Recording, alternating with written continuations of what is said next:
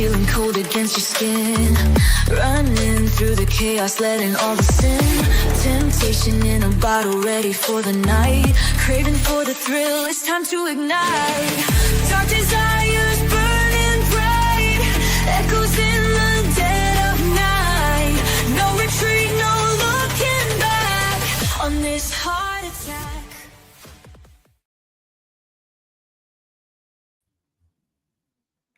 Hey, ladies and gentlemen, how are you? Good to be back on this Saturday night, Saturday for you guys, Sunday afternoon for me. It's good to see you. I was having a pretty good day. I was watching Oxygen for Cold Justice, and then I was getting ready for the show, and someone had to ruin it all, and we got a shooting down at Southport Yacht Basin, and I was like, it's Saturday night, people trying to have fun, you know, trying to just, I don't know what they're doing out there. Probably doing drinking, having fun, getting some dinner, and some jackass decides to go and fire on people on a boat. A boat. Is that what we've come to now? It's no longer schools. Have they become out of fashion? It's we're going to get people get on a boat and drive up to a restaurant and open fire. Is that what we do now? Because apparently that just happened. Hold on, guys. One sec.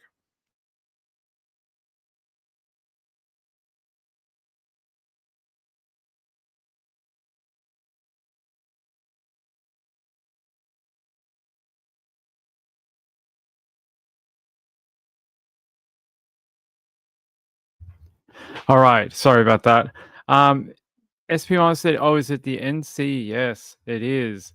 It came across the scanner a little while ago, probably about 2 hours ago now. And it seems pretty bad. I mean, 3 people are dead, 8 others are injured after the shooting. It's Saturday night, like 10 p.m. And people are probably like, listen to music, a live band or something, having a few drinks, probably getting some food. And this is what we have to contend with now. So you can't even go out and have a fun Saturday night with people. You can't go out and try and enjoy yourself. It's now spread. We're not just shooting up political rallies or high schools. We're now doing whatever the American Fishing Club or something. Hang on, I'll get it for you. It's I looked it up. It's like a waterside bar / restaurant place. Where is it? Okay, that's not it. Yeah, where is it? Government boat fires into the crowd. Yeah, American Fish Company in Southport Yacht Basin. And I was listening to the scanner, and one of the worst things you can hear on the scanner is DOA. And I was hearing that very early on, and they said something. I can't confirm this, but it seems like they have now. But it said something like 3 DOA, and I was like, well, that's very sad for their families. 3 people, 3 people, 8 injured. So 3 people have been killed, 8 have been injured in that shooting in Southport Yacht Basin. You just go, where does it stop? Where does it end? Does it end? Is that what happens now? It's pretty awful. Carolina said this is a kind of touristy area. I've never been there. I don't know. Let me have a look. I want to look at this American Fish Company because I don't know it. American.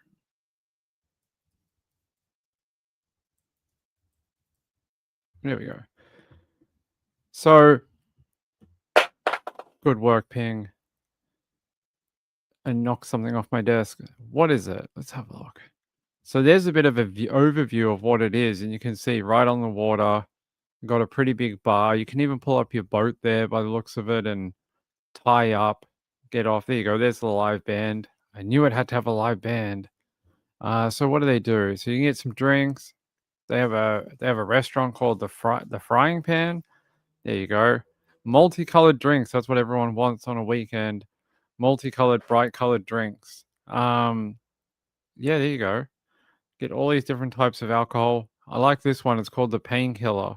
I hope it does that if you're going to buy it. Apple pie cocktail, perfect margarita. So yeah, it's definitely for people to go and try and relax on the weekend, but pretty pretty awful to have that news come across just before we're going to talk about cold justice. So I just trying to get an update here. Do they have an update? Let's have a look. Hold on, I'm just trying to see if something loads. Yep. So it looks like finally I was watching WECT news on my streaming thing, waiting for them to break into coverage, and they just never did. I was watching it for about an hour. All right, here we go. We have some new details just into our newsroom tonight. A breaking news update. Southport officials have confirmed 3 people are dead and 8 are injured after a shooting tonight. We're told that a person of interest is being questioned right now, but here's what else we know so far. Emergency officials first sent out an alert around 9:55, letting people know that there were reports of an active shooter at the Southport Yacht Basin. They said there were an unknown number of injuries at that time. Like we said, now we know 3 dead, 8 injured. They did ask people to avoid that area.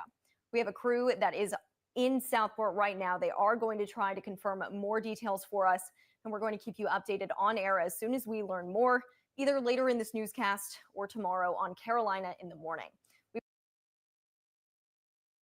I like that. They're like, it's way too late at night. If you don't hear from us in the next hour, we'll just see you in the morning. We'll talk to you about what happened here tonight, first thing in the morning on our 6 a.m. News update. It seems like the news moves quite slowly on the weekends. They're just like, nah, it's too late at night.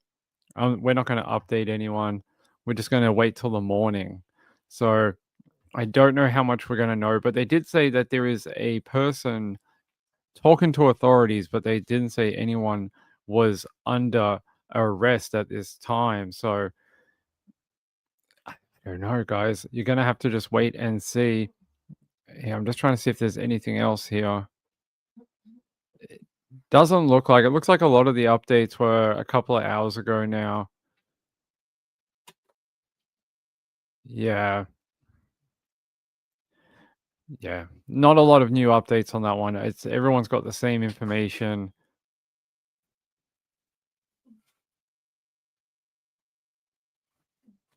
I don't know.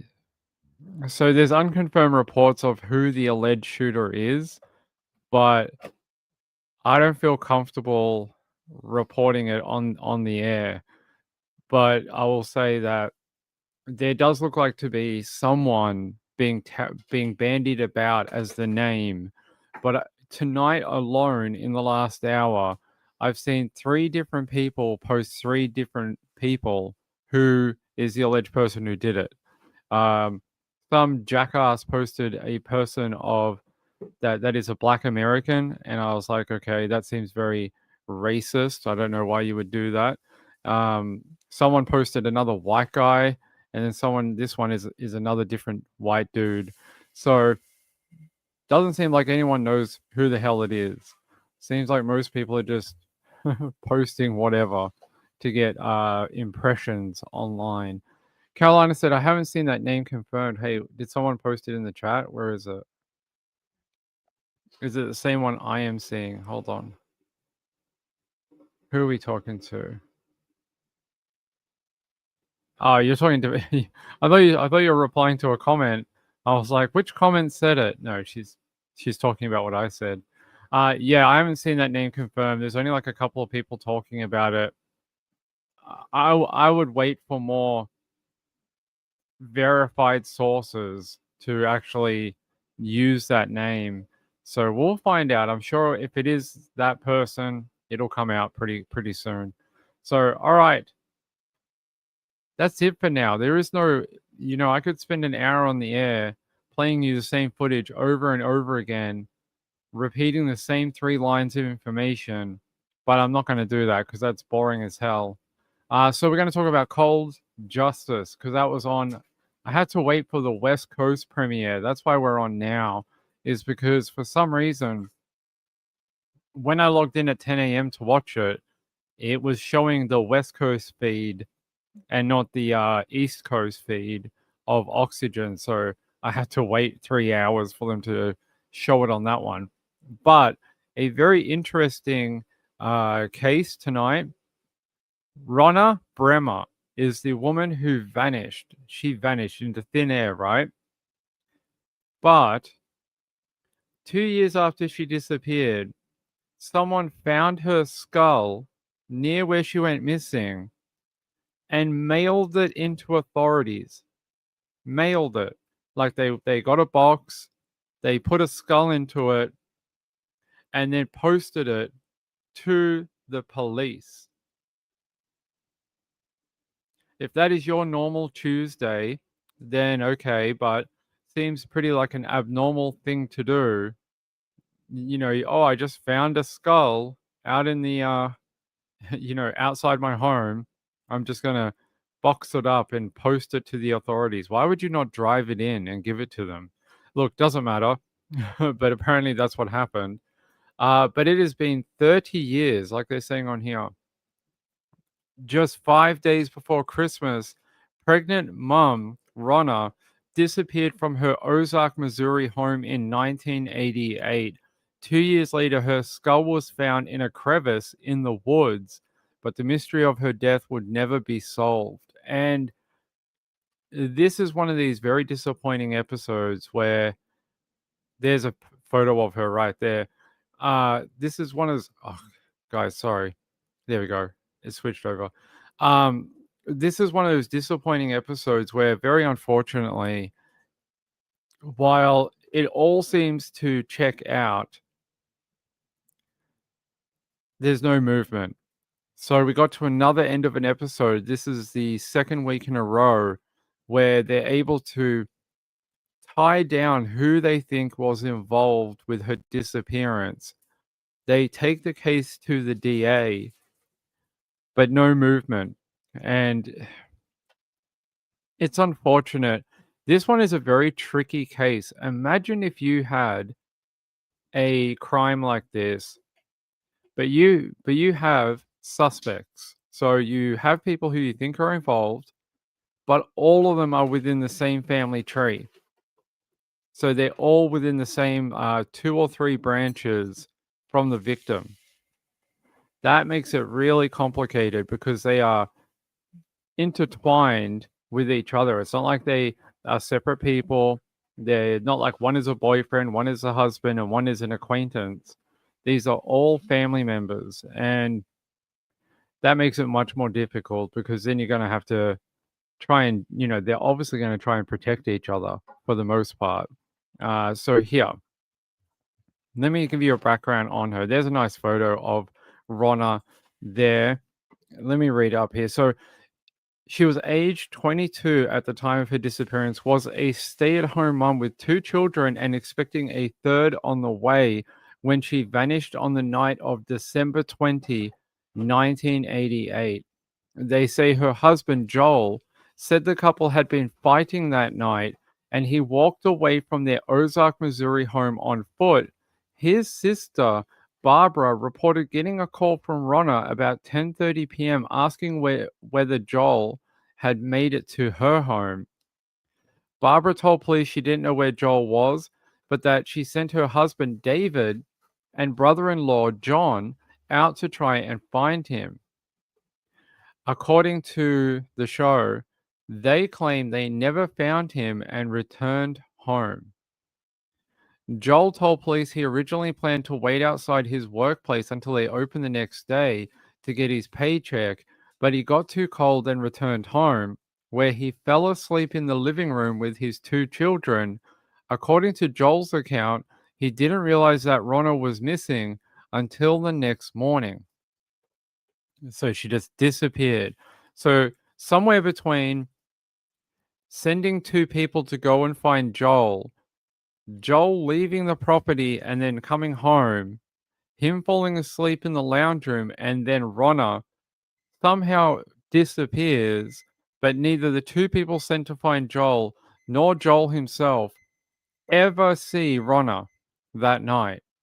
Now do you see what I mean by confusing? It's like you've got these three people who could all realistically be involved in her death, but they're all moving pieces on the checkerboard because you can't really tie any of them down. So they claim they never found Joel that night, and they returned to their homes. Joel said he went to his workplace, waited there for a little bit, got cold, returned to his home, and fell asleep in the lounge room with his two children.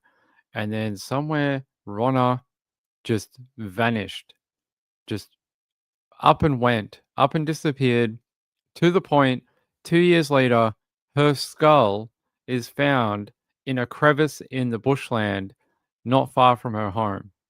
Just random skull, just a random head. Weird enough, so this person who found the head, we'll go into that in a minute. When they found the head, they posted it into the police department, but not the one that is for that area. They posted it to the police department that is the town over. Why, I don't know. But they posted it to not the one that would be covering her disappearance, one outside of it. When the police went to go check where they found the skull, they were like, okay, maybe we'll find her. Maybe we'll find Ronna. They went there and there was nothing else located. Her body wasn't located. The body of her unborn child was not located. So somewhere out there, there is a set of human remains that is missing a head. That's what it is. They found the head, but not the rest of her. And yeah, there is a head located with the cops. Cops have it, but they didn't find the rest of her body, which is it just makes it even more bizarre. Okay. They're saying here, for years, the case went cold until a new witness came forward in 2001. He told detectives that David had allegedly confessed to killing a woman by choking her to death in his car. Apparently, he didn't choke her long enough. This is according to an unidentified witness. He was laughing, telling me he had to choke the bitch twice. And he said, she wouldn't die. The man also admitted that his girlfriend had been the one to find the skull, but that she was too scared to come forward, so she mailed it anonymously to detectives in a neighboring county. Yeah, it's a bit strange. It's a bit odd. So hold on, let me try and find something from back. There would have to be an update about Ronna that is not related to this. So let me try and find one for you. Because I can't play one from Oxygen, because we'll get smacked down by the copyright gods. Hold on.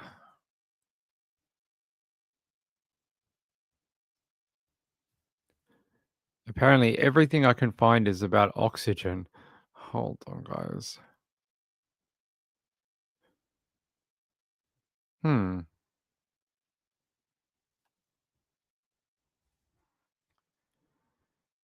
Apparently, for someone who went missing so long ago, but that there's not really any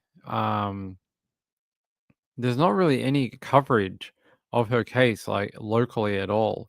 There's very, very little.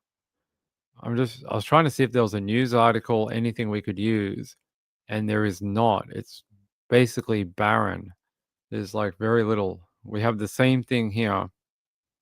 Unfortunately, I can't play the thing. See, not available in your region. But here, pregnant victim's sister recounts family anguish after partial remains were found on mountainside. So they're saying here the mysterious death of pregnant mom Ronna Bremer continues to haunt her family decades after the 22-year-old skull was found on a Missouri mountainside. So Bremer's sister, Deanna, still remembers the moment her late parents learned of the heartbreaking death. She said, "It's hard. You should never hear those kind of guttural sounds come out of anyone you love." It would be very difficult for sure. So they're saying, yeah, multiple suspects, conflicting stories.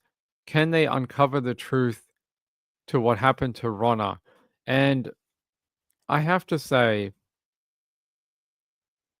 not really. Yes and no.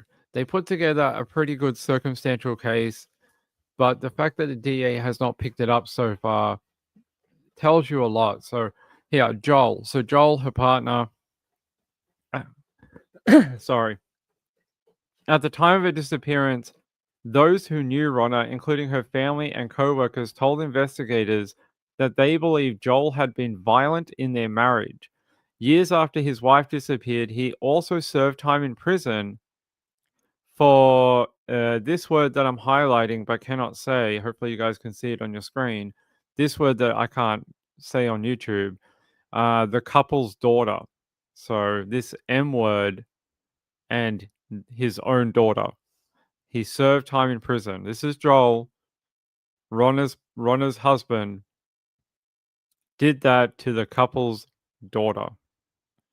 And they said it's not only heartbreaking, it makes you also wonder about his capacity for violence and deception. Definitely.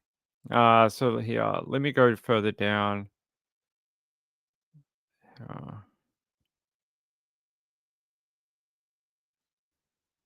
yeah, so during the episode that we saw, they had these timeline of events, the ones I already told you about earlier. But there were some inconsistencies in the stories that they told police all the way back in 1988, and they wanted to try and iron those out. They went and spoke to them, and Joel said in his interview with the cold justice team and detectives that he was telling the truth about what happened that night. He said, "I have not lied to you at all." And they said they didn't really believe his story about what had happened that night. Um, then they went and confronted David, who's the person who was supposed to go out and look for Joel that night. And they said he insisted he never found Joel that night or went to the duplex to talk to Ronna, contrary to someone else's account that said they did make it there.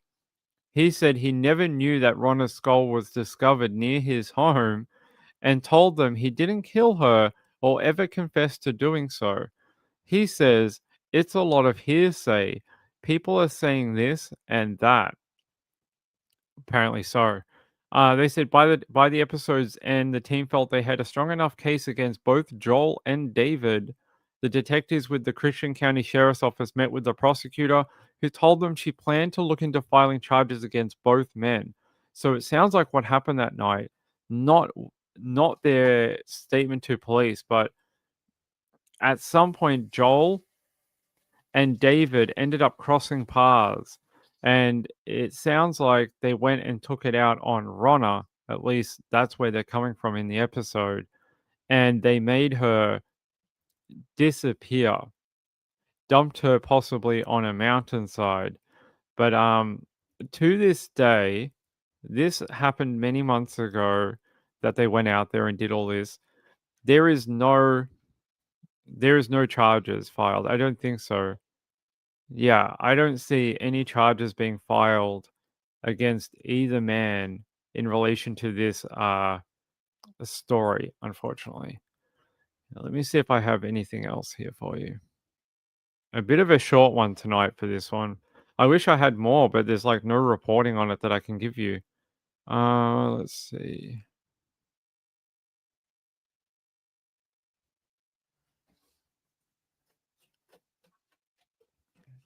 A little bit of background here, actually, from an old article that I can talk to you about.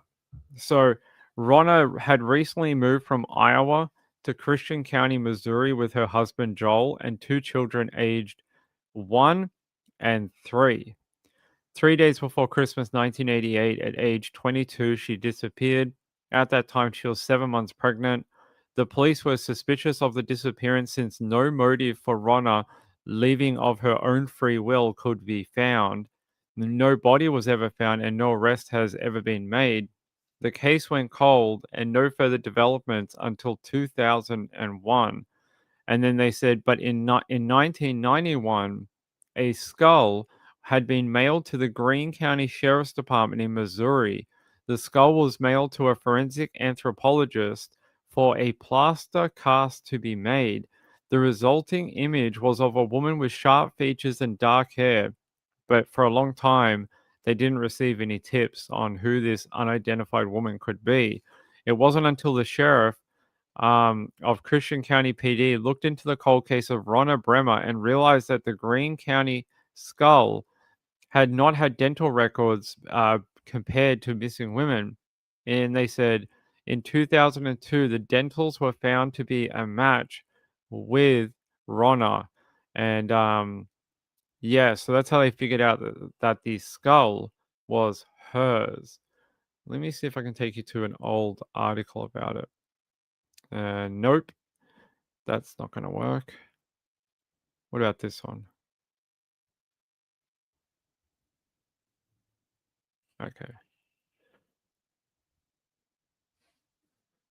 So very, very little media on her. Yeah, so they talk about her being a young transplant from Iowa, trying to raise two children in an unfamiliar community in southern Missouri. And they say authorities have long suspected she was slain, but after 27 years, they had not made an arrest. Eventually, her name slipped into the cold case files, forgotten by all but a few investigators and the people who loved her. And they're saying one of the people was Governor Pete Ricketts, and then he made the death penalty a defining issue during his first year in office. Every argument came down to his belief that capital punishment represented a just sanction for the most heinous killers and that it is a necessary tool for prosecutors. He never revealed in speeches or press interviews that his own cousin had been slain. So he's related to Ronna. They saying, but he did discuss the matter in a meeting with death penalty opponents. His cousin's name was Ronna Ann Bremer, and he says here her mother is the sister of the governor's mother, Marlene Ricketts. They're saying Bremer had graduated from high school in western Iowa County of Essex. By late 1998, she was 22 years old and married with two children. She was 7 months pregnant, and that's where we sort of come up to 3 days before Christmas when she disappears. Let's see. She was officially declared dead by a judge in January of 1997. So pretty far after she disappeared, more than 5 years. They're saying here in 2001, sheriff investigators got a major break, and that's when they found the skull. What here?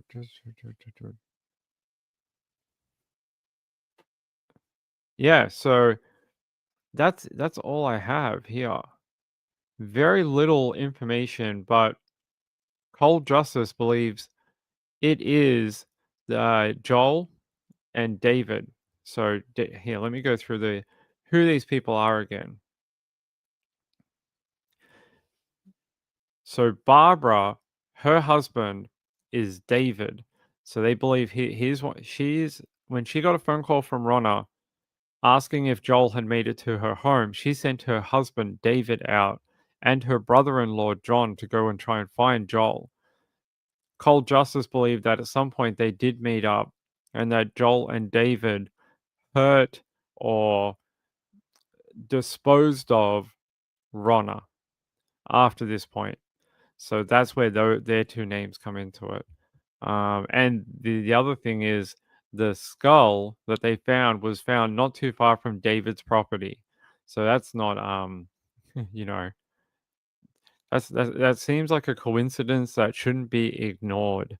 That this woman, who you may be one of the last people to see her alive, her part of her body winds up not too far from your property that you own. So yeah. Uh, let's see. Yeah. So Kelly in the episode said the problem with a case like this is that it's impossible to know what's really true when everyone involved has some reason to lie, which they do, being that they're all connected, family-wise. They're all trying to look out for themselves, but also the group together, because if one of them goes down, they probably all go down for the crime. And they concluded it likely took two people to dispose of Ronna's pregnant body on the hillside. A woman who's 7 months pregnant, I would suspect, is not uh, easy to move. I'm not saying that, to be mean or whatever. I would say that just due to the natural progression of pregnancy, that she would be difficult to move than a woman who wasn't pregnant, possibly, depending. But it would take, yes, they're right, probably more than one person to do that. Miss Woozy said, "Did the police ever look for evidence of foul play in the house?" Yes, I believe they did do a full search of that home. SP Mama said, "Wait, if it was mailed, how do they know where it was for sure?" The person who mailed it in, I think they were able to interview, and then they were able to track that down eventually. SP Mom said 30 to 50 pounds more than her normal body weight. So I think they're right that it would be not just her husband, Joel. So it couldn't just be him. Then he came home after getting in a fight with Ronna and then killed her and then dumped her body. I think they're right that it would have to be more than just him. So that's where David comes in. They said here they spoke to the couple's daughter Samantha without cameras, although she was just 3 years old at the time. She remembered a vehicle pulling up to the house that night and her mum saying, "There he is," in an apparent reference to her dad before Ronna headed outside. There you go. That's very interesting to come from a 3-year-old. They're saying here the team also re interviewed the witness who came forward in 2001. Although more than 20 years had passed, the man's story didn't change, and he described the alleged confession as the most heinous thing I believe I've ever seen in my life. Simpson told the team he remembered going to Ronna and Joel's duplex that night while looking for his brother in law, but said David dropped him off at home before they ever found Joel. So David somehow got rid of his brother in law and just continued on to Joel's possibly. So that's how they got separated that night. And that's how he's not involved. So pretty spooky. Pretty spooky. So you hear about a vehicle pulling up from this 3-year-old and that she remembers her mum saying, "There he is." Then he says that one of them was dropped off, the brother-in-law, never made it to the home, never made it to see Joel because he was sort of like shoved out of the way, and it was only David, and that's how you get to David and Joel being the ones who were possibly part of part of hurting Ronna or making her disappear. Here, at the time of her disappearance, those who knew Ronna, including her family and co-workers, told investigators they believed Joel had been violent in the marriage. Yep, we knew that. He'd served time later on for hurting his own daughter. Pretty awful. Let's see.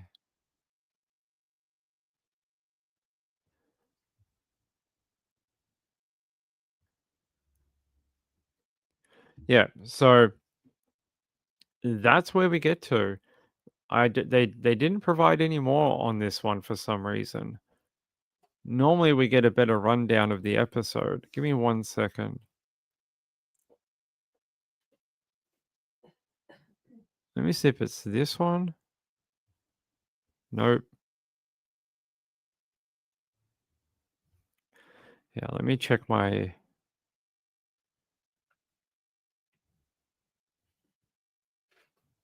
No, that's the only article they did this year. Normally with these episodes, they give us a much better rundown of the episode. The couple had been fighting that night. So if you didn't work it out, they sort of allege that David did find Joel on his way back to the home. They somehow got together and yeah, dealt with Ronna. They conclude it was like a two people disposed of her body. Yep. She remembers a vehicle pulling up to the house that night and her mom saying, "There he is." Yep. Interview the story came forward. Yeah, so that's all we got on this one. And then they say here at the episode's end, the team felt they had a strong enough case against Joel and David.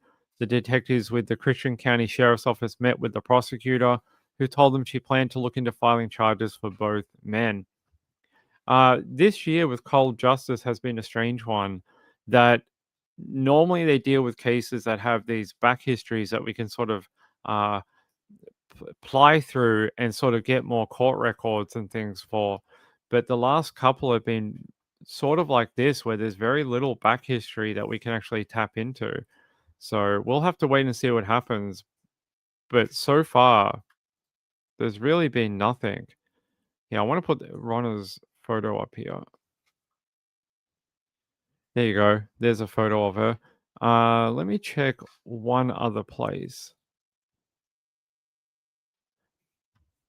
But if you want to watch the episode, it's out on Oxygen tonight. Should be on tonight on their they have this like video on demand that you can get to and watch it.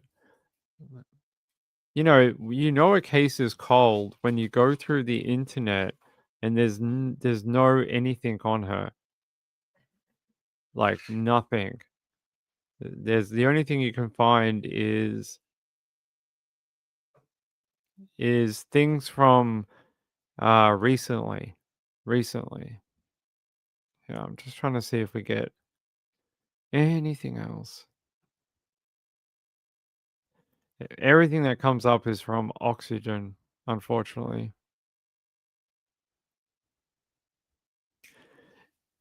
Death notices, nope.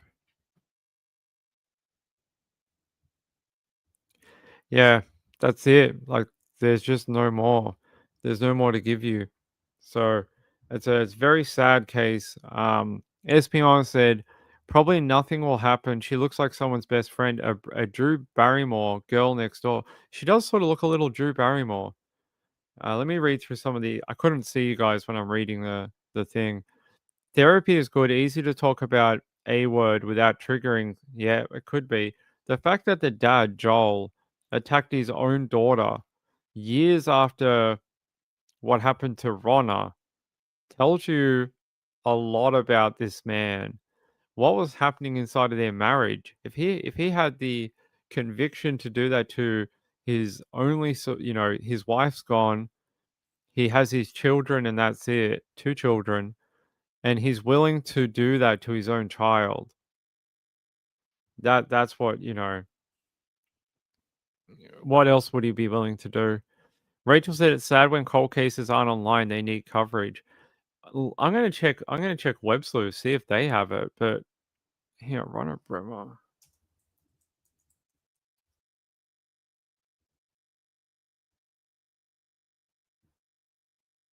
There's no Web Sleuth thread for it either. That's strange. That's really weird that there's no. I mean, I know it was before the time of the current internet, 1988. There wasn't like there was internet, but it's not like the internet we know today.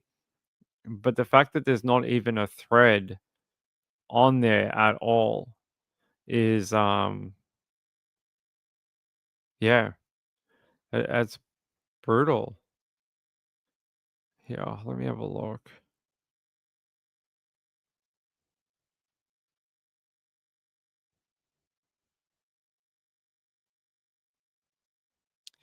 Yeah, no web sleuth thread for it at all.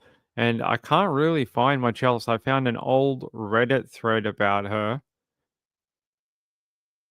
Here, let me check over here.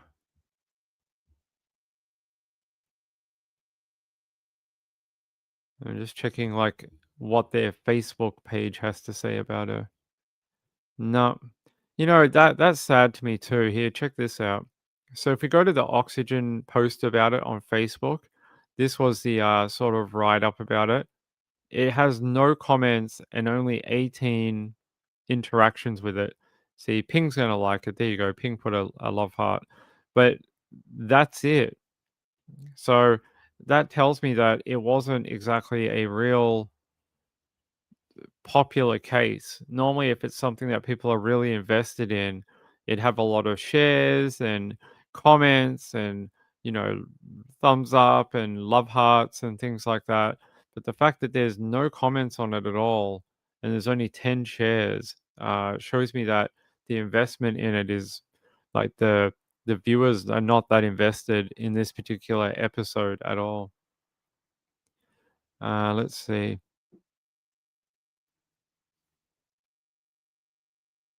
What? Hold on. What's going on? I can't see you guys when I was reading, so what is going on? Um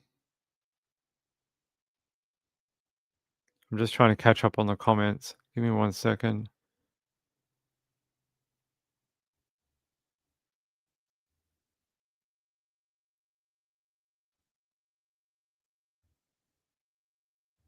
I don't know. Laura, tell me what you mean by this comment because I don't know what this means. Oh, how long does it take for the Ko-Fi process? I've not got notification. Oh, it goes through pretty quick. Here, I'll tell you if I got it or not.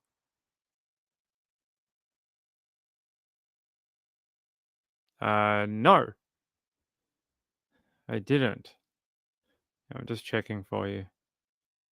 It's normally pretty quick. It's normally pretty instant, but I appreciate it. I appreciate it. It's very kind. Oh, it needs to be added to web sleuths? Yeah, actually, hold on. Let me message them. Let me message web sleuths and I'll tell them. Yeah, give me a sec.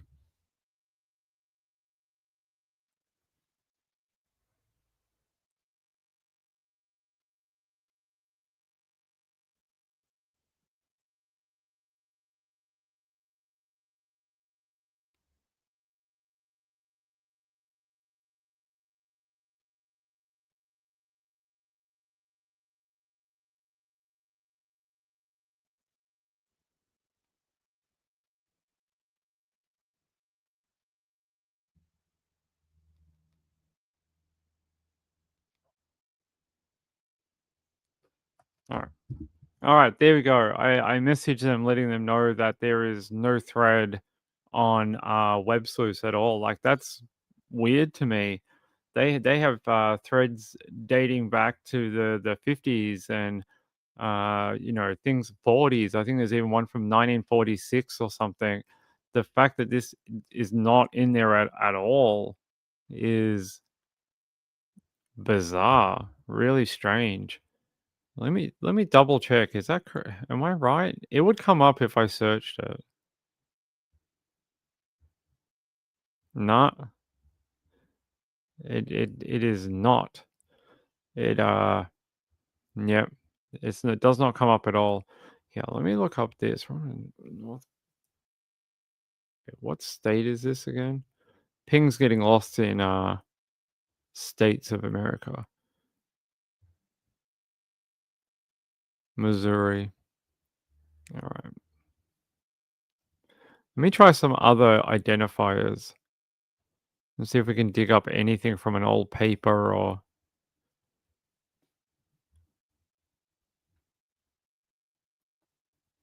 That's not it.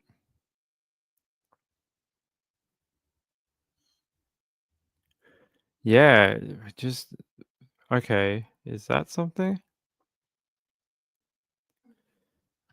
Yeah. Look at this.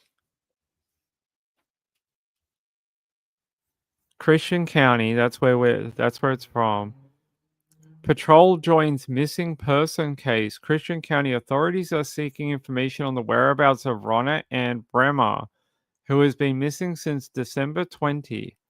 So this must be from 1988. The Missouri State Highway Patrol Office in Springfield has joined the inquiry at Sheriff Steve Whitney's request. This does not appear to be a normal missing person case, he said Wednesday. We're not handling it like a normal missing persons case. Normally, we put the information into the computer and go on about our business. He declined to comment further. Bremer, a 22-year-old Iowa native, moved to Christian County last summer. Bremer was 7 months pregnant at the time of her disappearance and lived in Spring Valley, north of Ozark. She's described as white, 5'3", 110 pounds, with blonde hair and blue eyes. So that's the original newspaper clipping for her that I was able to track down from back in the day. It's just so strange to have such little information. I mean, that's so weird to me. Yeah, let me check here. Apparently she has a gravestone here. What they put there. Here you go. Ronna Ann Bremer, 1966 to 1988, which is when they believe she died. Trying to see if we have any other newspaper clippings for her. Yeah.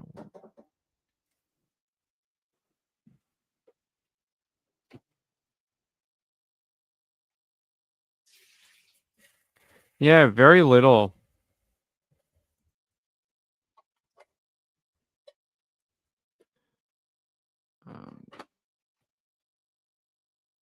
Yeah, that's it. That's all we can find, unfortunately. Strange. Really strange that there's no other newspaper clippings from that time period. Just that one. Oh wait, maybe we put a middle name. Ronna Anna.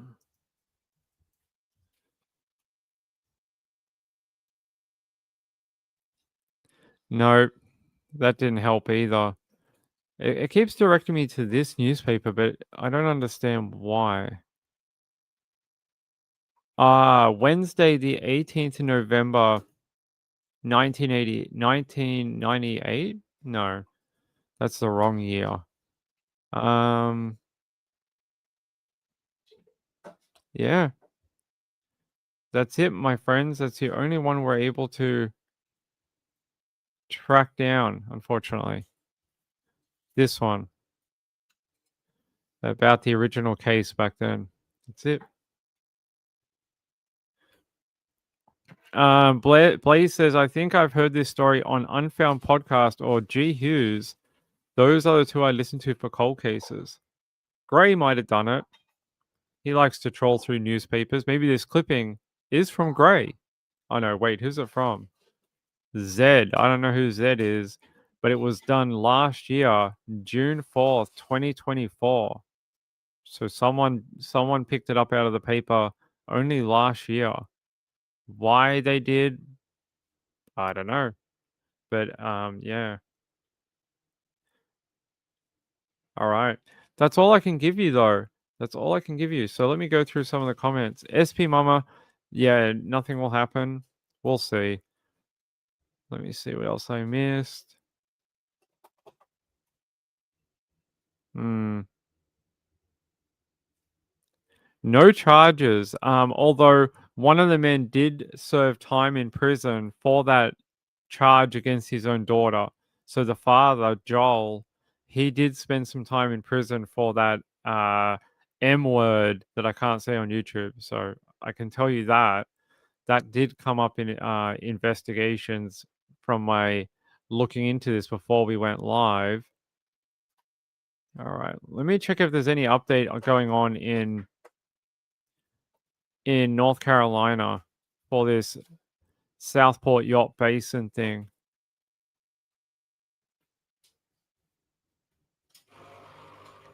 I am not seeing that name being verified at all.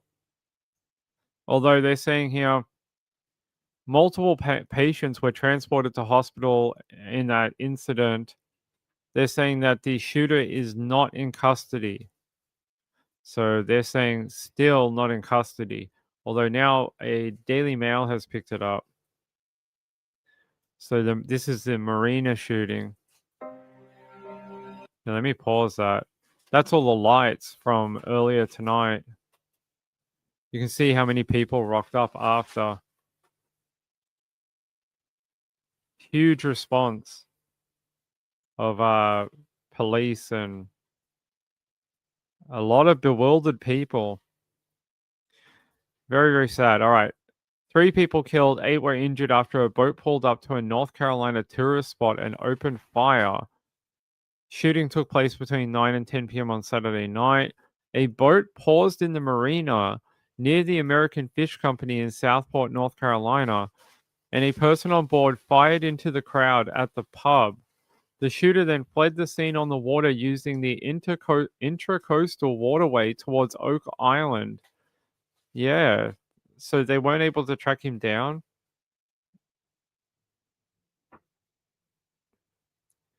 They're saying here Brunswick County Sheriff's Office confirmed on social media that they were assisting the city of Southport with the incident. They were one of multiple law enforcement agencies that responded to the incident. And they're here. As of 11:30 p.m., a person of interest was being questioned, but no one is in custody for the shooting at all. That's it. That's the only update so far on that. That name that was bandied about an hour ago, I've not seen anyone verify it. All right. All right. Let me move forward. I want to show you a different story. Hold on.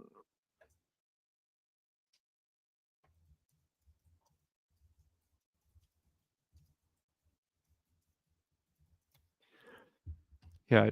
You guys you guys like to be mad about things? Well, here we go. I'm going to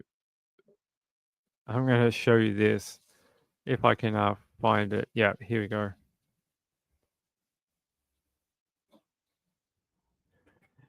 A real estate agent has been suspended for buying a home from a vulnerable man with Alzheimer's, $500,000 under market value. They're saying the Sydney real estate agent has been suspended. What happened is she bought the home for a very cheap price. The elderly gentleman, all he asked was that, hey, I'll sell you the home, but I want to live on it until I die. And he's like, I want to live in the property until I pass away. After that, you can take possession of the property. But this unscrupulous real estate agent took advantage of him, bought the house for $500,000 under market value, and then didn't secure a lifetime tenancy for that man, which means they could have booted him out after only 3 months after the sale of the property. Yeah, so it is property director Rochelle Carmen Nora lost a review in the Civil Administrative Tribunal to overrule a Commissioner of Fair Trading decision to suspend her license for 12 months and revoke an $11,000 fine. And they're saying she claims she did the right thing when she purchased the home for only $600,000 from a vulnerable 82-year-old man at a significantly undervalued price in April of 2023. The tribunal was told she held power of attorney over the vulnerable man and bought the property 1 month after the house next door sold for $1.1 million. The retiree agreed to sell the home to Miss Nora on the condition he could live there for as long as he wanted, but she failed to ensure his tenancy or tenure was, and it put him at risk of being evicted in 90 days after the sale of the property. And they said here, the Civil and Administrative Tribunal found the man was alone, isolated, and extremely vulnerable and relied on the real estate agent to look after his day-to-day needs, including his financial affairs. Mr. Bryant said in his decision, the vulnerable man was highly susceptible to being taken advantage of by the real estate agent, and he did not have the mental capacity to sell his home. He found that Miss Nora misconducted herself and took advantage of a vulnerable elderly person for her own financial benefit, calling her actions deliberate and of major harm and severity. And basically, she stole the property from him. Here, I'm trying to find more about her. Rachel Carmen Nora is her name. So she's been written off. She cannot sell any property for a year and was only fined $11,000. But she could make up to $500,000 on the home. So is that really a deterrent? I don't know if that is. I don't know if that's a deterrent for anything. So you're just like, hey, you can't work for a year, but here's $500,000 and we're not going to take the home back at all. I think that is despicable. Let me see if I can find anything else for it. But I had a couple people send it to me, and I wanted to talk about it because it's ridiculous. Let's see.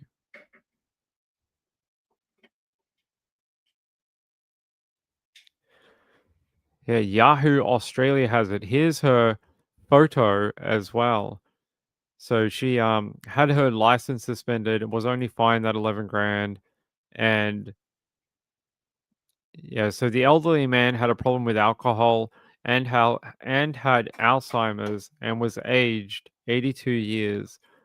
And she ripped him off, bought his property for half the price. And isn't this what you would consider elder abuse? I would consider it elder abuse. So how is it that they didn't get the property back for the man and null and void the sale? I don't know how that didn't happen. Yeah, poor guy. I agree. Only 12 months, no jail time, and only an $11,000 fine. That's all she had to pay. And she gets to keep the property. So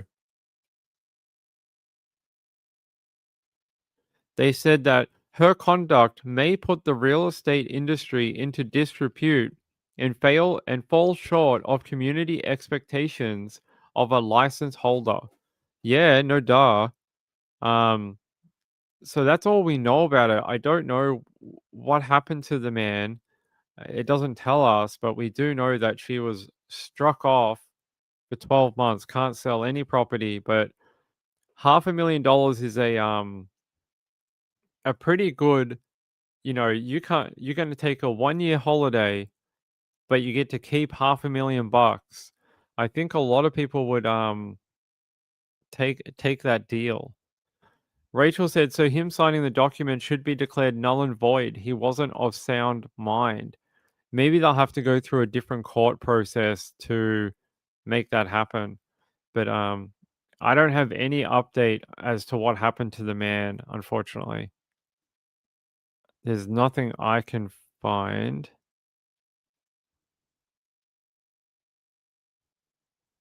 Yeah, I can't find anything about what happened to the guy.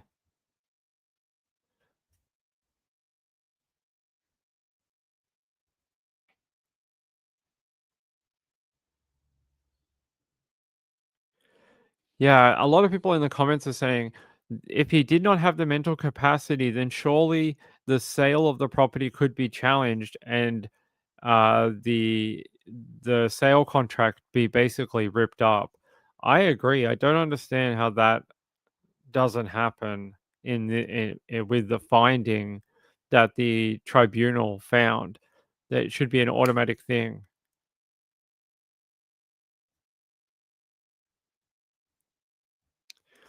Um, yeah, I don't understand where is $11,000 a deterrent here?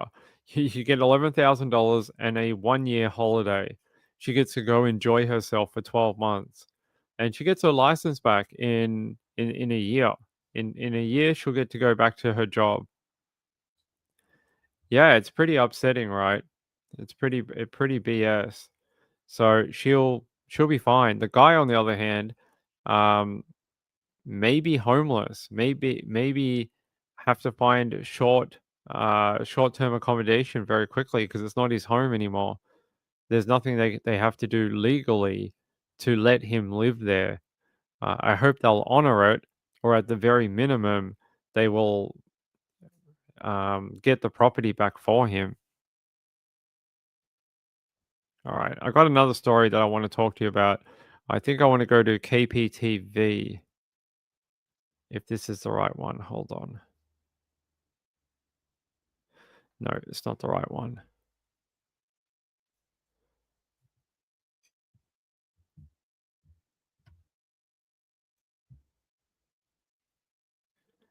All right.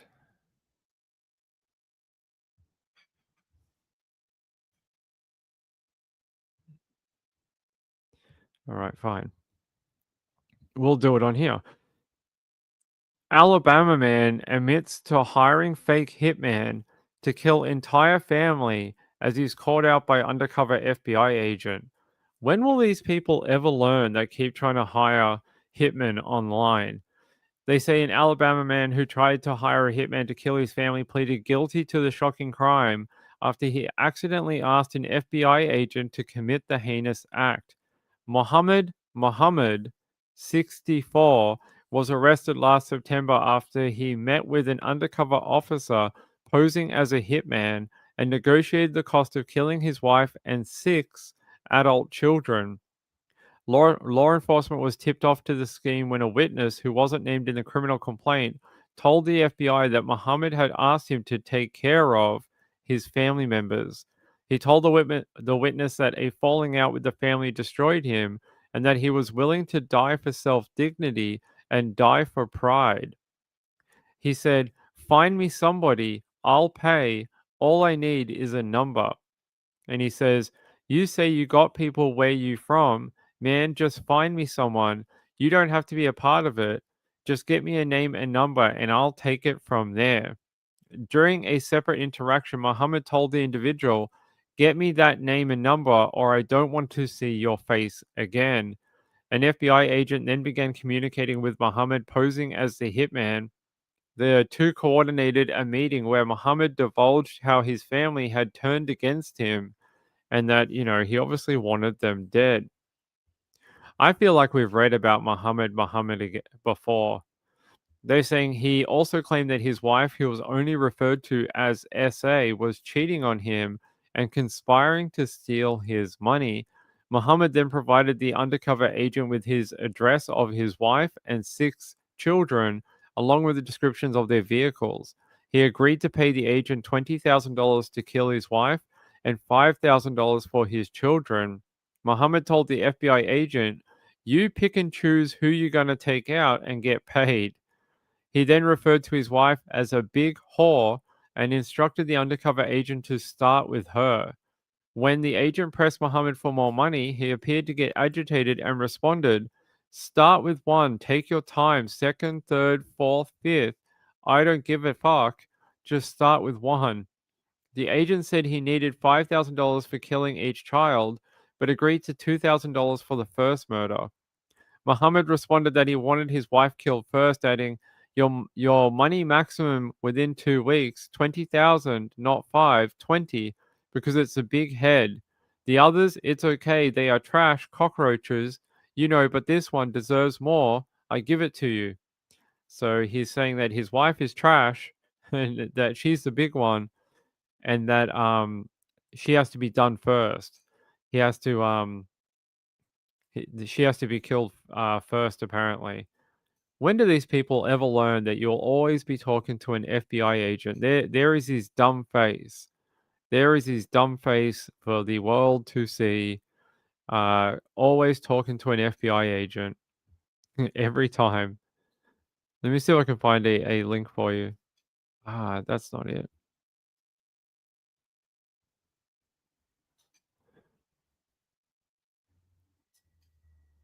Yep, here we go.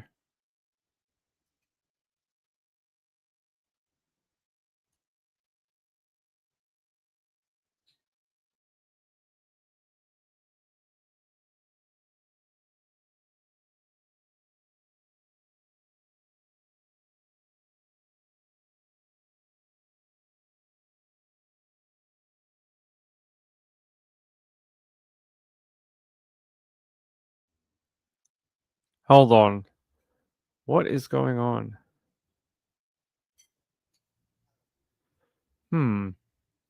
Did you guys hear that? Did that play for you guys? What's going on? Okay. Ah, that's all right. Sorry, I must have been playing the wrong video.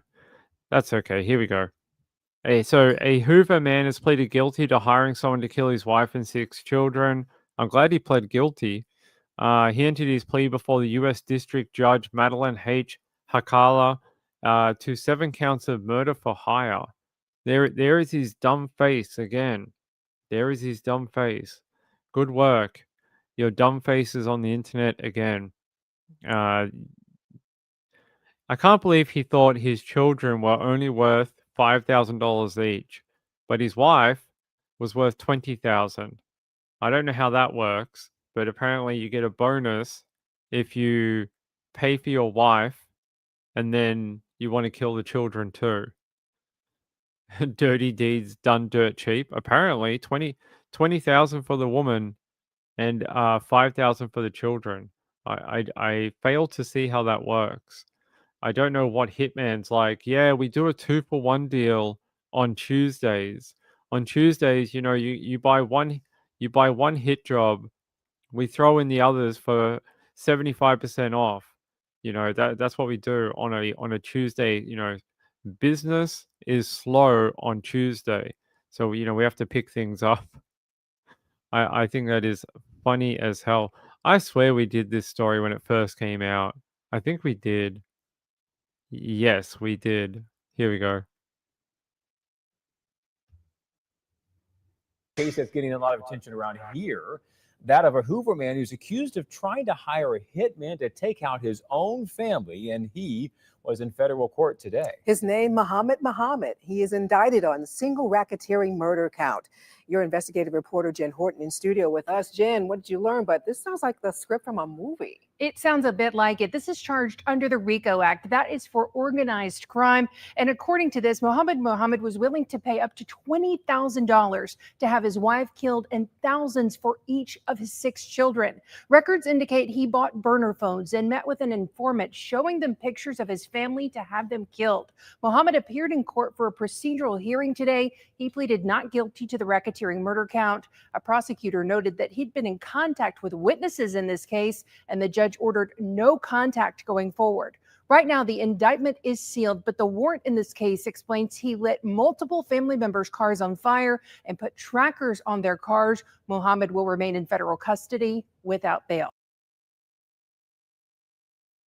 I always find it so strange that these people go to such effort. Like he lit their cars on fire, put trackers in their cars, but he needs someone else to kill them. So you're such a big man that you're willing to pay all this money, put trackers in their vehicles, set them on fire, but you won't take the final step of killing them. It just shows what a coward he is. It really does. It shows like how cowardly he is as a guy. One, can't solve his own problems, and apparently he's a little bit of a bitch. He can't just walk away. If you're not happy with your wife and all that, walk away. She won't get everything, and you'll be able to take half and leave her ass. Why do you want to kill her for? You're paying more probably in the friggin' hitman thing. It's ridiculous. Yeah, he's just a coward. Yeah, actually, Sean, there was a new documentary about that the other week. I was watching it. They are still trying to track down the husband in India, but apparently, according to police or something, they're not even trying. They're not even really trying to get him because they don't think that they'll be able to extradite him from India. So I don't know if we'll ever see anything for her. I don't know if we ever will. I'm not sure. But there was a new thing about her here.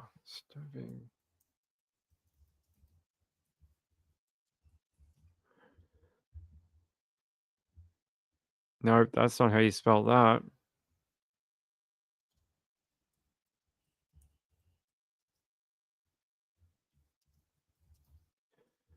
Yeah.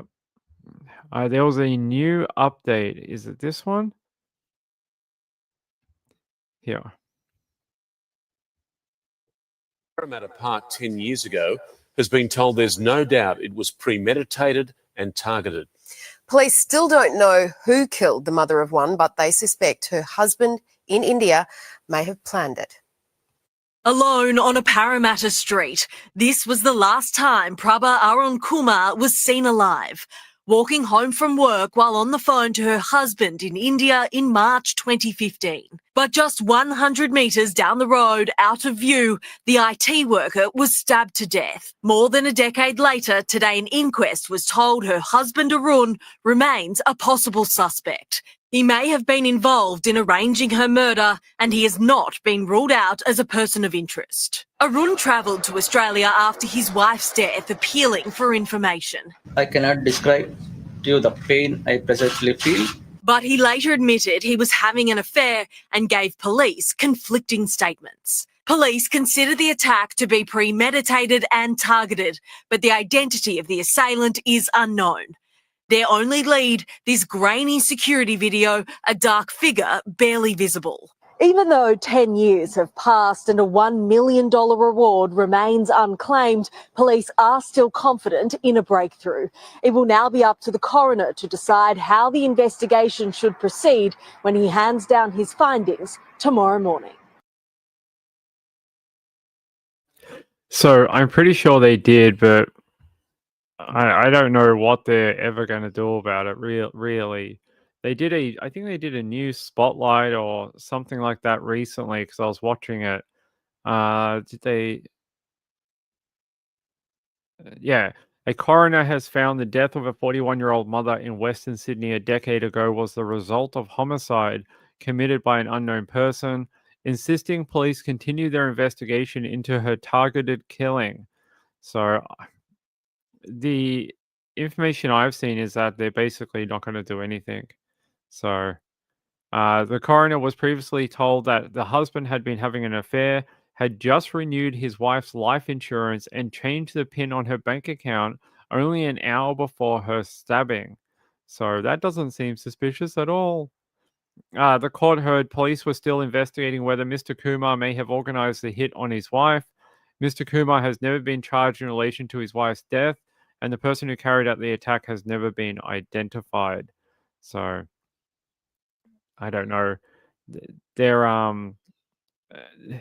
done a few different documentaries on this, and even though there's a $1 million reward, I feel like unless the police get the person who did the act in Australia, who actually stabbed her in Parramatta, that they're not going to go after anyone. I just have a funny feeling. Was it last week? Yeah, it must have been because I watched it on yeah, maybe I watched it last week. Yeah, they've gone to India a couple of times and chased him around. They've done that a couple of times over the last 10 years. But Rachel said he didn't want to get it. Oh, that's the other guy. Yeah, get a divorce, bro. Spin says the fact that he wanted to annihilate his entire family for a murder for hire plot is unusual. The wife, sure, but the kids too. He seemed to think that even his children had turned against him. That's Mohammed, the one we were talking about before. So yeah. Laura. She gave you a senior discount? I don't know if you should be impressed with that or insulted. I'm not sure which one. By the way, I want to thank Sean and I want to thank Laura. Laura did come through. Thank you. I appreciate the both of you. And I want to thank my friend who does not want to be named for the donation at the end of last night's show. It was very kind of you. Very kind. Even though they don't want me to say thank you to them, I will. All right. I don't know if I have too much more. Let me check. I've got far too many links open. Let me close some of them. There we go.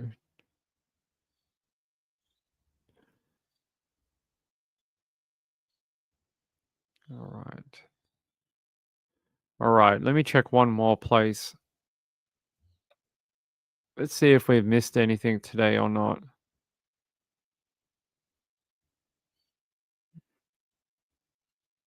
Uh, yeah, we could do this one. Go to WAFF. All right, let's go to WAFF. Now to Lauderdale County, where a traveling veterinarian is accused of threatening to kill a woman after she found out about an inappropriate relationship between that veterinarian and her teenage daughter. 52-year-old Dr. Gregory Ford was arrested today in Florida and charged with sexual assault. It's unclear whether that charge is connected to this incident. He's also facing a federal charge for threatening this mother in the Shoals.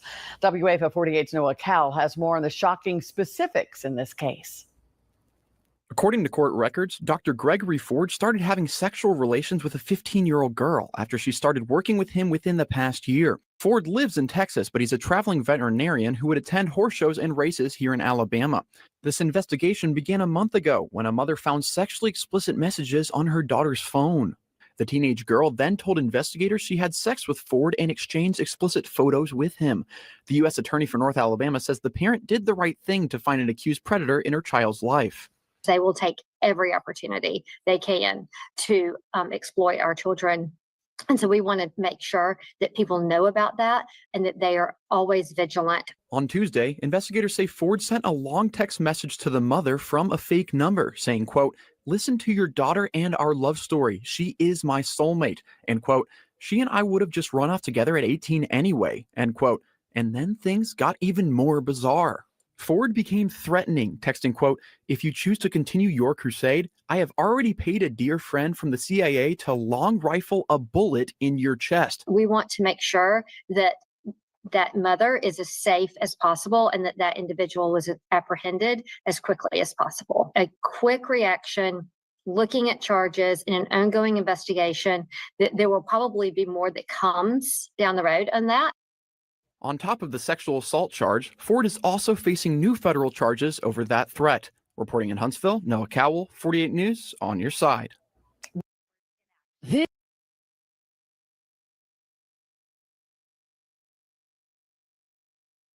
So here is the man right here, traveling veterinarian.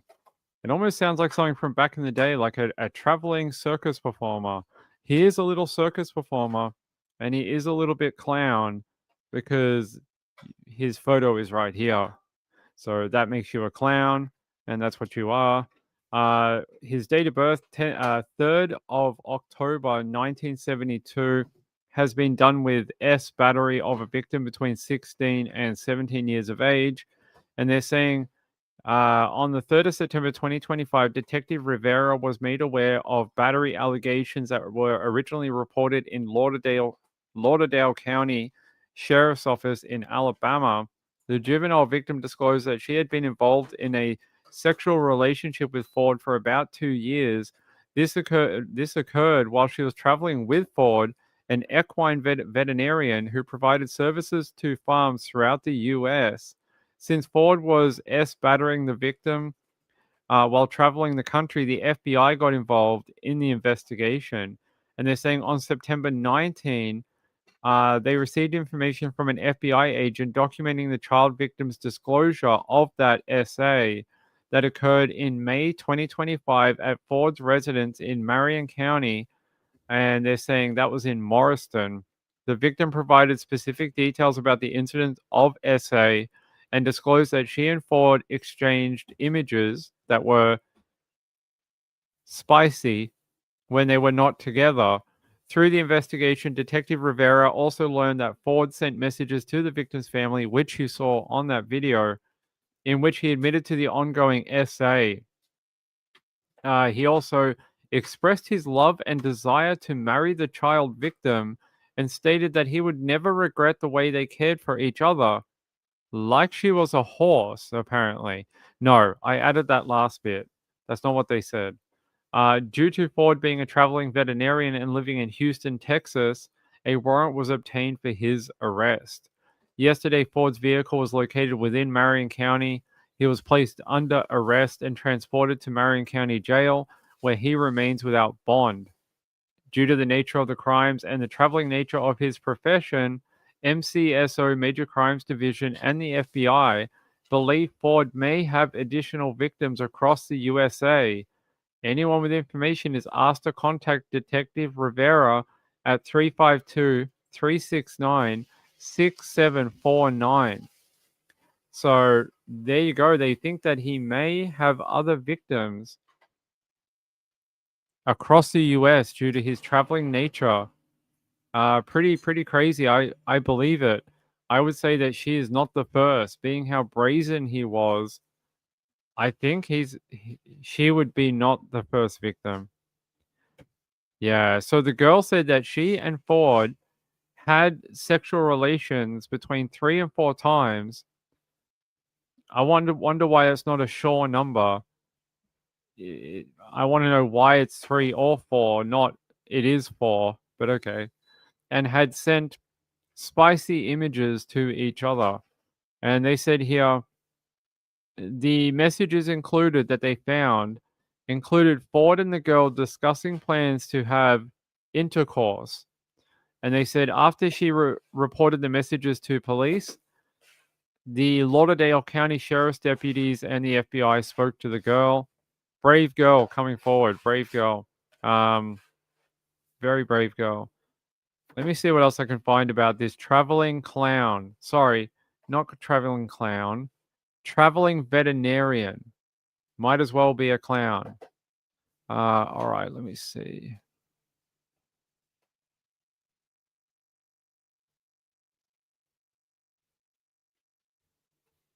Now to Lauderdale County, where a traveling veterinarian is accused of threatening to kill a woman after she found out about an inappropriate relationship between that veterinarian and her teenage daughter. 52-year-old Dr. Gregory Ford was arrested today in Florida and charged with sexual. We're having problems with the internet tonight. I played the same video as before. Sorry about that. Rachel said, hopefully other victims will come forward. He needs to be held accountable. He needs to not be led around any more horses. No more horses. No more animals. Because if he's willing to hurt a child, what is he willing to do with the animals? That's what I have to say. What has he been doing with the animals when he doesn't have a young teenage victim? I want to know what's been going on there. Because, you know, it's not a very far bridge to jump from hurting children to animals or hurting animals to children. I mean, I would be investigating him for it. Okay, let me see what else I can find about this traveling clown. Let me see.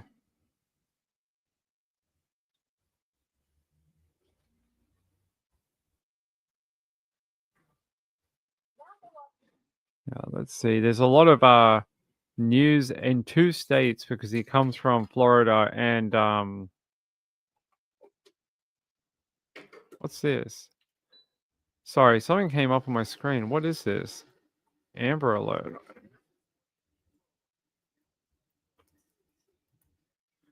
There's an Amber Alert out of Marion County. Hold on. Let me see if I can find it. Ah, good. Ah, interesting. Texas teen accused of faking kidnapping that set off frantic Amber Alert search. That's what we always like. People that want to mess with the Amber Alert system. Let's see.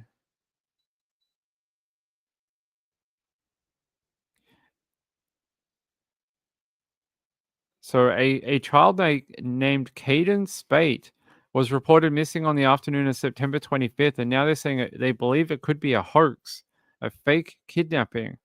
Well, that's always fun. That's always fun. Let's see if we can do this. No evidence missing Marion County teenager abducted by 4 men, deputies say. Okay. Breaking news. A 17-year-old is shot, then goes missing. An Amber Alert was just issued for this teen. His name is Caden Spate. Thanks for joining us tonight. I'm Luann Sorrell. And I'm John Brown. Deputies have checked hospitals and are hoping that you can help find him. He was last seen on Southwest Highway 484 in Denellen. And Fox 35's Chancellor Wynn joins us live there right now. So, Chancellor, all deputies have found so far is his car. Yeah, John, that's what deputies are working with right now. They have a truck that they believe was involved in a shooting, and they say that truck belonged to Caden. I'm going to take a quick step out of the way because I want you to take a look at that truck. If we zoom in past this Marion County Sheriff's vehicles here, you can see a large group of people, even some evidence markers, but it's the truck with the two doors open. That's where this investigation is focusing. Deputies say around 4 o'clock this afternoon, they received reports of a shooting. When they arrived, they say that truck appeared to be involved in a shooting, but the victim, Caden, was nowhere to be found, so they started searching for him. And I want you to come out a little bit and just see how large this scene remains. This is So this all happened. Then they said he was abducted by 4 men in a truck. But now they're saying Foundation may seek false report charges after canceled Amber Alert for Marion County teen. And they're saying the Uvalde Foundation for Kids confirmed Saturday it had formally withdrawn all resources, including a reward offer, after the Amber Alert for 17-year-old Caden Spate was canceled Thursday. The decision follows law enforcement reports suggesting the entire incident, which triggered a multi-agency surge, may have been fabricated by the teen. Foundation officials said they could pursue charges against Spate if it is confirmed the report was intentionally false. The foundation became involved after Spate was reported missing from Marion County under circumstances initially described as a shooting and a kidnapping. That's pretty bad. They said Spate has been safely located now. The initial report he may have been abducted by 4 Hispanic males, but later determined that that claim was false. Oh, that's not a good thing to do, Mr. Caden. That's a very bad idea, sir. Don't be doing that.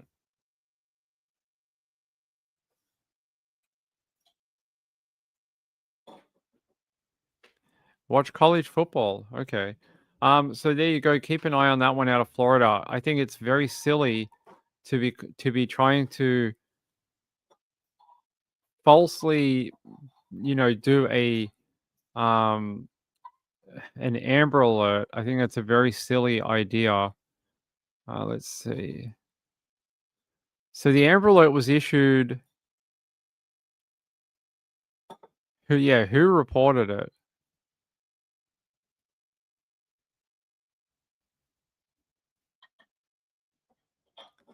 I don't know.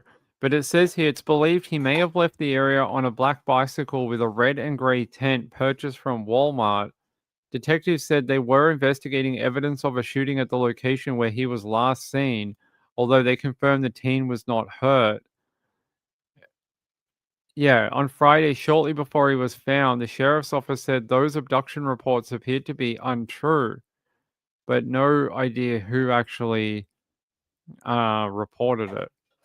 I hope it wasn't the kid. I hope that's not what happened. That sounds like a very bad idea. Yeah, who's messaging me? Okay. All right.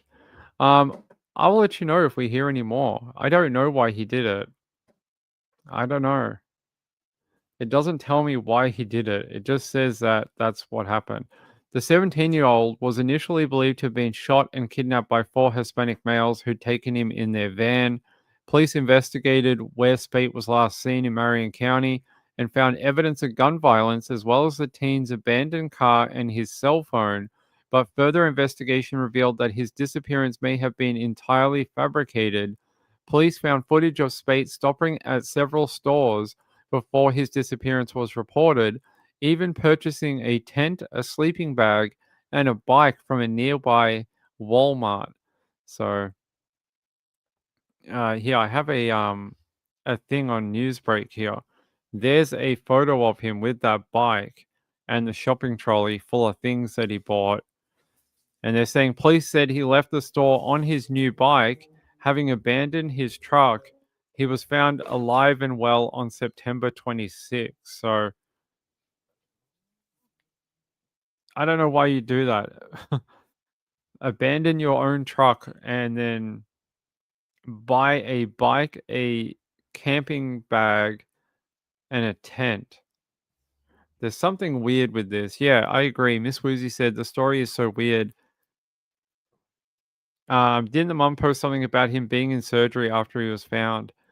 Let me have a look. That's a really strange thing to do. Let's have a look. Caden Spate. Let me have a look.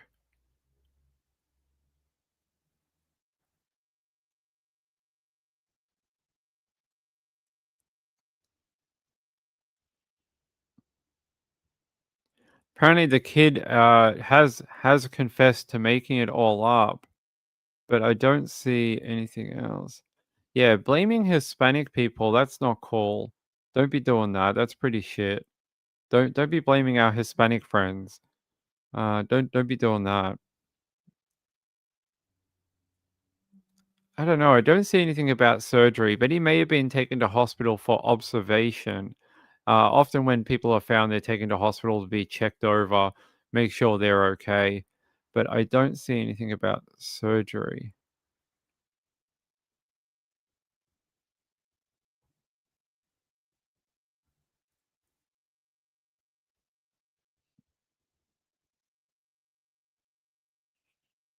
Yeah. They say the incident originated from a lie told by the 17-year-old in a text message to his mother. So that's where it originated. So the whole thing was a hoax, and obviously freaked his mum out enough for her to like to sort of get her to report it. Well, I don't know what to tell you, but that's pretty sad all around.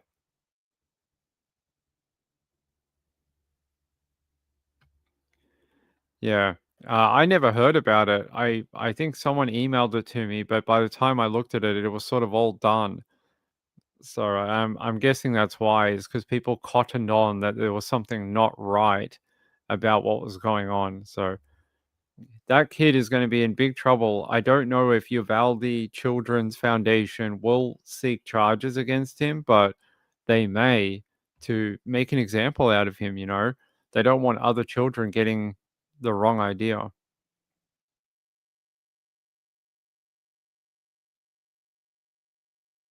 Oh, she was lying too?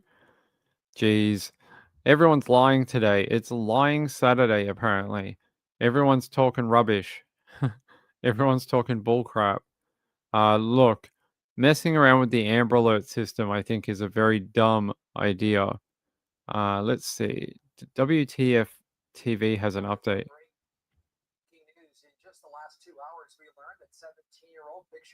Yeah, let's take you to the update. With that breaking news, in just the last 2 hours, we learned that 17-year-old pictured here, reported to be kidnapped last night, is safe. Good afternoon. I'm Greg Warman. And I'm Martha Sagowski. Deputies now say the original report of a kidnapping was completely made up, a lie. The initial Amber Alert scene was on Southwest Highway 484 in Denellen, but now investigators tell us they no longer believe he was taken from there. Channel 9's Nick Pampantonis live in Ocala. Nick, he wasn't kidnapped. Yeah, that came from a text that he sent his mother. There was no van filled with Hispanic men, and investigators are now trying to figure out why he said that to her. We want to help bring this 17-year-old boy back to his family. The panicked search for 17-year-old Caden Spate ending around 1 o'clock Friday afternoon when deputies found the boy whose face was plastered on an Amber Alert 30 miles from where he told his mom he was shot and kidnapped. We are with him right now, and he is in good health. Deputies say Caden's story fell apart after they could find no evidence of a kidnapping. Instead, they say he visited this Walmart and several other stores. Surveillance photos showing him buying a bike, a tent, a sleeping bag, and other gear. Neighbors also questioning the boy's claims hours before deputies dismissed the kidnapping narrative. That same boy came by on a bicycle, just driving slow right down the middle of the road. So if he was shot at on 484 and then stopped here and the Hispanics kidnapped them. Well, why weren't they here when I passed by? Again, investigators are still working through that why, which is right now that question that everybody wants the answer to. The one part of Caden's story that was true was there was a shooting. He was not shot. We're going to get... So there you go. He was not shot. But as Miss Woozy sent me from Annie, his mum, and this is from Abby Blabby. I don't know who the hell that is. But yeah, it says he is in surgery. We are so blessed that he is with us. Are you talking about Jesus or your son? I'm confused. Do you mean both? Because at the start here you say praise the Lord, and then you say we are so blessed that he is with us. I'm concerned that you have Lori Vallow syndrome and that you see Jesus everywhere. You're going to have to clarify for us. He is in surgery. We are so blessed that he is with us. Possibly Jesus. We don't know. We have gotten so many people that have reached out to us to call you liars, sure. And our apologies for not getting back to y'all. These last 2 days have been awful. Pretty awful to be surrounded by a storm of lies. A storm of lies, apparently. There you go. I don't know what she's talking about, but... Oh, Abby Blabby works with Ashley Banfield for content. Okay. Miss Woozy said Laurie Daybell syndrome, LDS coincidence. It could be a coincidence. Yeah, Laurie Vallow syndrome is what I'm calling it. It's a new medical and psychological syndrome where apparently Jesus is your best friend and you see them often in your 34th life, apparently. All right. I'm going to get out of here. I'm tired. You should subscribe for more breaking news, and hopefully we'll be back on the court things soon.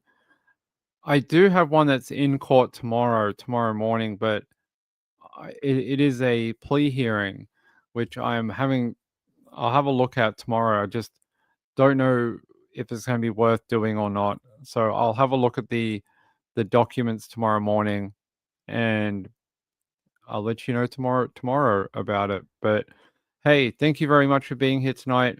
I appreciate it. Hit that subscribe button if you haven't already.